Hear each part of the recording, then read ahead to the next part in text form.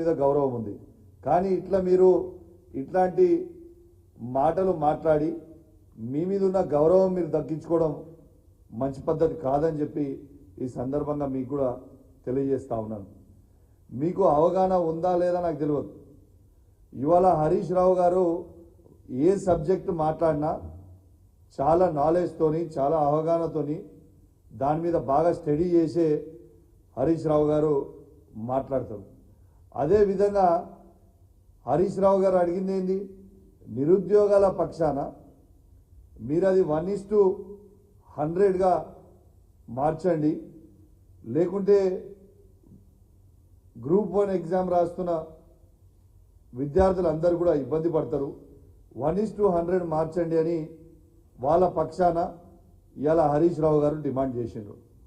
హరీష్ రావు గారు డిమాండ్ చేసినప్పుడు మీరు దాని మీద సమాధానం చెప్పాలి తప్పితే 1:100 చేయలేము, దాన్ని చేస్తే కోర్టుకు పోయి స్టే చేస్తారు అని మీరు మాట్లాడడము ఇది నిజంగా మీకు ఎంత నాలెడ్జ్ లేదు అనేది ఇలా మొత్తము తెలంగాణ ప్రజల సాక్షిగా ఇలా మీరే బయట పెట్టుకున్నారు. ఎందుకంటే ఇగోండి ఇది బైలాస్లో మీరు చూడొచ్చు, కమిషన్ ఈజ్ ఫైనల్, వాళ్ళు ఎప్పుడు అంటే అప్పుడు చేంజ్ చేసుకోవచ్చు, దాంట్లో బైలాస్లోనే ఉన్నదని కూడా ఈ సందర్భంగా తెలియజేస్తా ఉన్నాను. అదేవిధంగా జీవన్ రెడ్డి గారికి గుర్తు చేస్తూ ఉన్నాను, వారు మంత్రిగా ఉన్నప్పుడు వైఎస్ఆర్ గారి క్యాబినెట్లో ఉన్నప్పుడు ఆనాడు వైఎస్ఆర్ గారు కూడా 1:100 చేసింది కూడా తనకు గుర్తు చేస్తూ ఉన్నాను. తనే క్యాబినెట్ మంత్రిగా దాంట్లో వైఎస్ఆర్ క్యాబినెట్లో ఉండి కూడా తనకు తెలియదు అంటే ఇది ఒక సిగ్గుచేటు అని చెప్పి సందర్భంగా తెలియజేస్తా ఉన్నాను. దాంతోపాటు మొన్న ప్రతిపక్షంలో ఉన్నప్పుడు బట్టి విక్రమార్క గారు అసెంబ్లీ సాక్షిగా 1:100 ఖచ్చితంగా చేయాలి అనేది బట్టి విక్రమార్క గారు అసెంబ్లీ సాక్షిగా ఇవాళ డిమాండ్ చేసింది కూడా తనకి గుర్తు చేస్తా ఉన్నాను. ఇలా మరి మీరు అడిదిక్కున్నప్పుడు ఒక మాట ఇడిదిక్కున్నప్పుడు ఒక మాట మాట్లాడడం నిజంగా చాలా బాధాకరం అని చెప్పి సందర్భంగా తెలియజేస్తా ఉన్నాను. మీకు ఇంకొక ఎగ్జాంపుల్ కూడా చెప్తా ఉన్నాను జీవన్ రెడ్డి గారు. ఇలా మొన్న ఆంధ్రప్రదేశ్లో కూడా గ్రూప్ 2 ఎగ్జామ్స్ 1:15 పెట్టినప్పుడు మళ్ళా విద్యార్థులు డిమాండ్ మేరకు ఇలా ప్రభుత్వాన్ని దాన్ని మార్చుకొని మళ్ళా మెయిన్స్లో 1:100 చేసింది కూడా మీ అందరికి కూడా గుర్తు చేస్తా ఉన్నాను. ఇదేమి వింతకరమైన పరిస్థితి కాదు, ఇదేమి కొత్త పరిస్థితి కాదు, ఇది ఉన్నదే చెప్తా ఉన్నది కూడా మీ అందరికీ కూడా మరొకసారి తెలియజేస్తా ఉన్నాను. తర్వాత ఈ చిల్లర మల్లర కాంగ్రెస్ పార్టీ నాయకులు కొందరు హరీష్ రావు గారి మీద మాట్లాడుతూ ఉన్నారు. మీరు మాట్లాడే కంటే ముందు హరీష్ రావు గారు ఎంత పని చేస్తారో తన దగ్గర నుంచి పని నేర్చుకోవాలి తప్పితే పిచ్చి పిచ్చిగా మాట్లాడితే ఊకునే ప్రసక్తే లేదని చెప్పి సందర్భంగా తెలియజేస్తా ఉన్నాను. ఈ చిల్లర మల్లర మాటలు మాట్లాడే కాంగ్రెస్ పార్టీ నాయకులది నేను తీవ్రంగా ఖండిస్తా ఉన్నాను.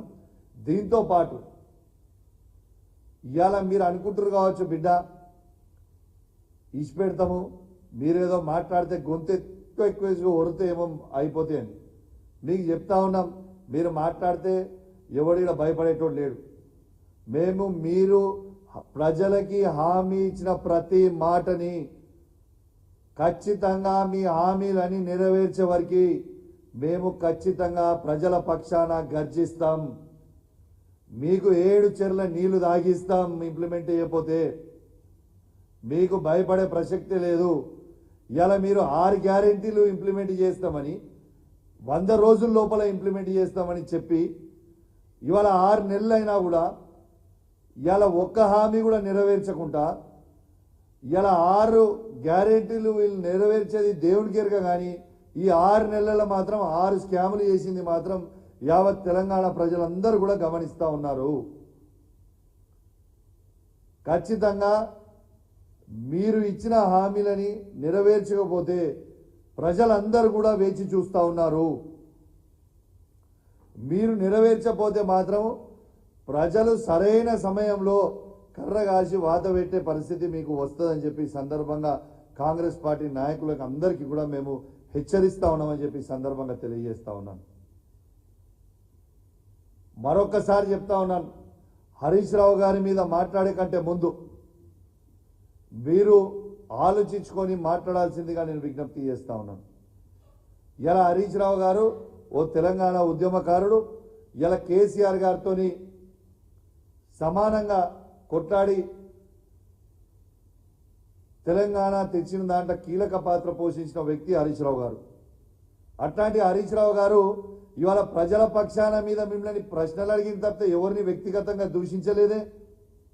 ఇవాళ హరీష్ రావు గారు అడిగింది ఏంటిది? ఇలా